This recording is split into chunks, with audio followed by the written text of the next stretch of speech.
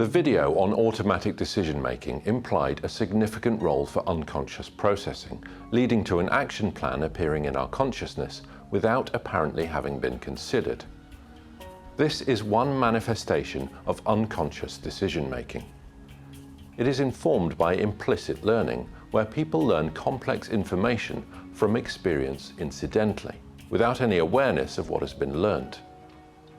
Research suggests that such learning requires minimal attention and does not depend on attention and working memory systems. The result of implicit learning is implicit knowledge.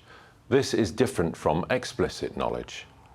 Learning a poem or learning that the area of a circle is pi r squared give explicit knowledge. You can learn them from a book and teach them to other people. Knowing that a certain combination of light, cloud pattern, wind temperature and the scent of air means it's going to rain is implicit knowledge. You know it and have learnt it from experience, but you can't learn it from a book or teach someone else without them experiencing it.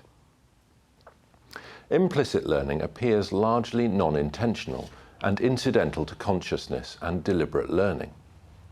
Implicit memory is the non-intentional recourse to this knowledge.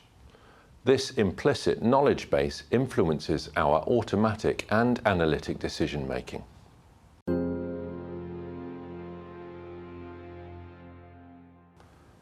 An idea in contemporary psychology about how this may work is the somatic marker hypothesis, which holds that unconscious cognitive processing leads to conscious factors such as gut feelings, cold sweats, racing heart, and so on, and that these influence our decision-making.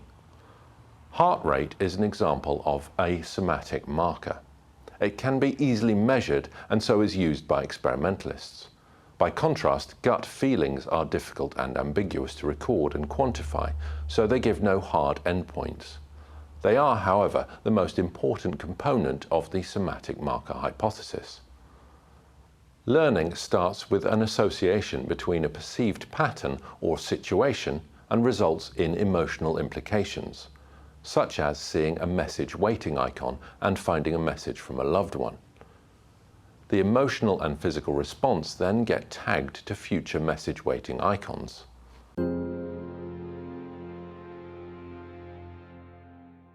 The somatic marker hypothesis has been studied using the psychological experimental method called the Iowa gambling task. This involves selecting cards from 4 decks, 2 of which are good and yield more winning cards than the other 2 bad decks. At the start of the experiment, subjects do not know that there are good and bad decks. As they proceed, they begin to recognize that winning cards are more liable to be found in the good decks. Subjects indicated a preference for the good decks even before they had a hunch that there was a difference between decks, and 30% of participants never became aware of the difference between the decks, yet they still favored the good decks in their decisions. Real-life examples of somatic marker effects are not hard to find. The uneasy feeling of impending trouble is familiar. An experienced fire chief called all his troops out of a burning building just seconds before it collapsed. When asked to explain, he said that he really didn't know why he'd called them out and denied even making a specific decision.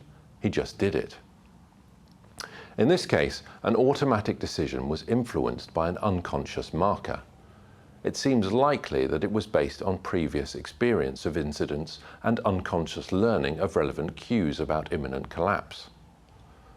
Such decisions can be hard to explain to observers and hard to justify to superiors when they pay off badly. They are possibly hard to justify even when they go well, since they may appear to divert from rules and subvert the main purpose.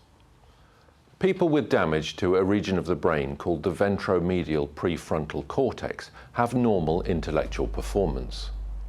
However, they perform badly at the Iowa gambling task, so seem to have impairment of somatic marking. They have profoundly disrupted social behavior and poor, often disastrous decision-making.